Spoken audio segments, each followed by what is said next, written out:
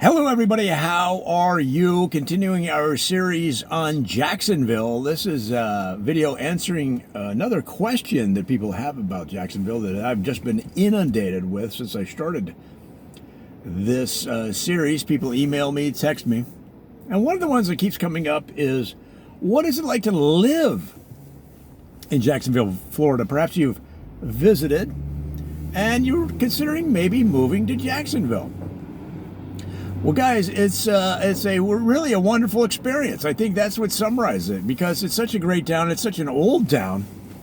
And of course, if you want, you can live inside. They not only have gated communities, they have communities inside old French and Spanish forts. So there was probably 30, 40 French and Spanish forts in Jacksonville during the early days of the settlement of the area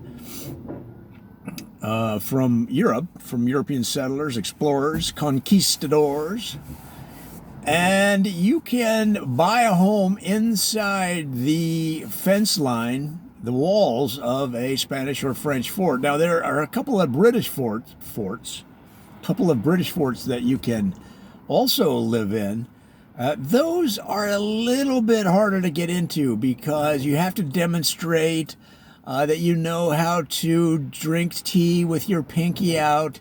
You need to walk around the neighborhood with an umbrella and a derby on your head, a derby hat on your head. You need to have a flower in your buttonhole of your jacket there.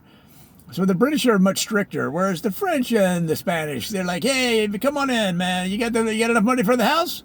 You say, yeah, I'll take it. And then they're like, come on in. Just leave the suitcase of money on the front steps. We'll get it. Come on in, have a Chardonnay, you know.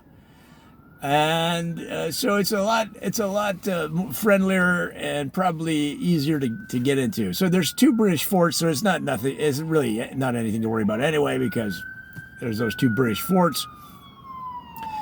There was, like I say, there's 30 or 40 Spanish and French forts. So that is something to consider if you're going to come down, because I'd say a lot of the town leadership lives inside these forts. And it's not that people are worried about attacks these days, of course. In those days, any of French forces could attack Spanish forces at any time, and vice versa. And the British usually sat inside there during these skirmishes with their feet up on the desk, saying, cheerio, good boy, go get him. Cheering on whoever side they happened to be betting on at the time, and they'd place bets on the different armies. But the forts still do have a practical purpose, and if your house is inside the grounds of a fort, you have an extra layer of protection. And from what? Well, it's really, Jacksonville is pretty far from South Florida, but if you've ever been to South Florida, you know the crime levels of Miami. And you never know when somebody in Miami might get lost and drive up to Jacksonville, and all of a sudden you got a crime wave. Because it only takes 5 or 6 people from Miami roaming around outside of their city, not knowing where they are.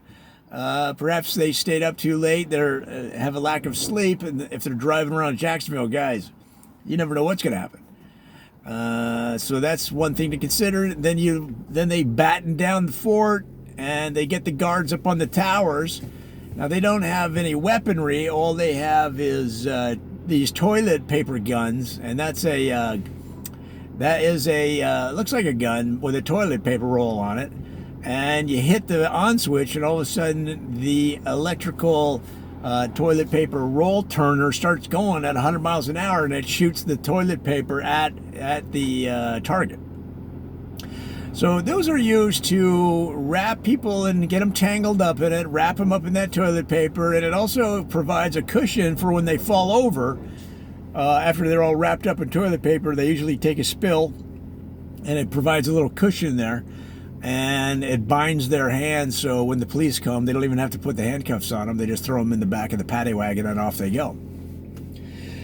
So, that's why those forts are still practical and people still like them. It gives you that extra security. So when somebody else in a community in the Jacksonville area might try to get all high and mighty on you, and they might say, "Oh, we live in a gated community," and you're like, "I live in a fort." Okay, so when the marauding residents of Miami get tired of the skirmishers down there and come rolling up the freeway, up the highway, up to Jacksonville, then what do you think is going to protect better, a gated community or a good old fort, a fort with towers? Well, I think we all know the answer to that. So that's very common in Jacksonville, and you may want to consider that if you're considering moving to Jacksonville. Now, what about general life? What about just downtown at the event, like the 4th of July or the Friday night football, or, what is the general feeling like? Well, first of all, it's the South. You still got to remember it's the South, and people are really friendly. Now, it's kind of a passive-aggressive friendly, so you got to be careful. So a lot of times they'll say something, seems very honest and endearing, and they are stabbing you in the back. So it's very hard to tell, and it might take, if you're from the Northeast, for example, it might take a couple years before you really understand the Southern slang, Southern way of speaking, which might be completely honest. I mean, they're some of the warmest, friendliest, most bubbly people you ever want to meet. I mean, they get excited when you show up for breakfast, when you bring in some donuts. They jump up and down and they squeal. A lot of those Southerners. They're like, "Oh, you brought donuts! Oh, my, you didn't have to bring donuts. Look at all these donuts they brought. Hey, Ted, get your feet off the couch and come on in here. Look at Sally brought some donuts," right? So they're very effusive, very friendly. They might hug on you. So if you don't like being touched, you got to be ready for it. They're going to hug on you. And depending on the member of the family, that hug might linger a bit. You're like, And there's big question marks above your head. You're wondering what's going on. Well, that's just the Southern way. Now, like I said, at the same time, they might throw you a compliment, and you're kind of basking in the warm glow of the compliment, and you just didn't realize you took one to the jugular. Okay, because that's the lacerating Southern way of speaking. I mean, people have bled out just from comments from a well-placed Southern supposed compliment that turned out to be a knife in the throat. So you got to be a little careful. But after a while, you'll get the hang of it, and you'll be able to do this kind of style of speaking on your northern friends and family. And they all just wonder what the heck is going on. Meanwhile, there's a trickle of blood that's rolling down from their throat onto their shirt, because you just gave them a good Southern backhanded compliment, and you drew some blood without barely saying a word. It's a real skill. So and then in terms of daily life, like going to the football games, well, everybody's friendly. Unless your team is behind 10, 15, 20 points, then everybody starts asking for the coach to resign. So there have been high school football coaches that have been asked to resign after the first 10 minutes of the first game of the season. If the team gets behind, that's how serious they take Friday night football in Jacksonville and in Florida and in the South in general. Okay? And the reason being is that they put a lot of time and effort into Friday night football. That's why every high school in Jacksonville has a 100,000 person stadium. And they've got enough lights in there to land airplanes if they had to, right in the stadium. And that's why, even with 100,000 seats, they still fill and are overflowing. It's not like they turn away anybody. I mean, so they'll have 110, 115,000 people in there. And when the fire marshal comes around, he just pretends he doesn't see anything. He looks up and goes, it looks good to me.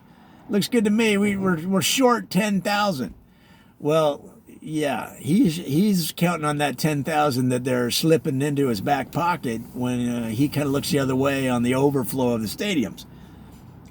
But that's why the quarterbacks of these teams are the big men on campus. That's why these quarterbacks walk around like they're gods, because they are.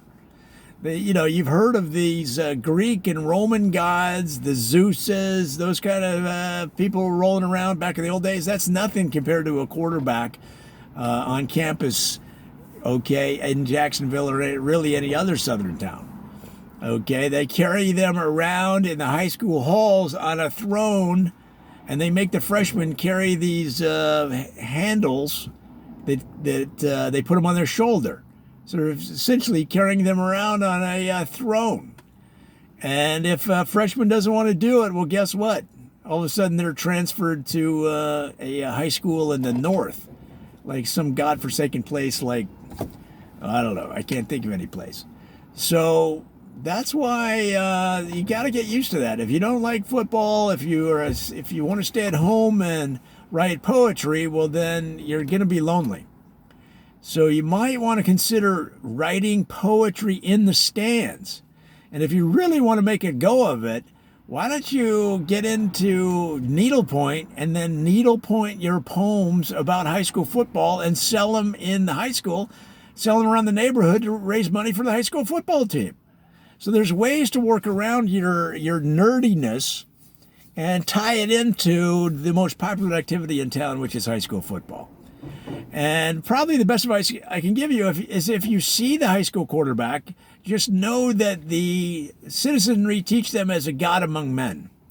And your best thing to do is carry palm fronds with you and lay them on the feet, lay them on the ground so that the quarterback doesn't have to get their feet dirty walking around town. I mean, that's going to get you a lot of points. And I'm just telling you how to fit in. Your question is, what's it like to live there? This is what it's like on a daily basis. So, but look, I mean, what this is a bad thing? You might say, well, this is spoiling the kid. Well, so what? This is their time. I mean, why would you want to take that away from somebody that has the skill, and the chances of them getting to NFL are not that great. They might not even get to junior college ball. But while they're in high school and they're lacerating the other team with these stinging passes that are racking up points, hey, let the kid pretend that he's, a myth, that he's some sort of Norse legend or, Greek legend, I mean, reality will slap them in the face as faster than, the fall will be steep.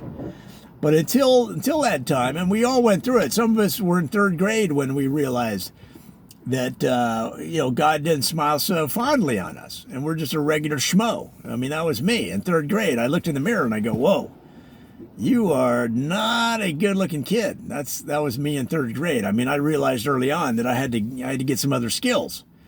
And for me, it's BSing on video. That's what I'm really good at. I'm good at making up BS on video. So that's what I do for a living. I make 400 or 500 videos a day.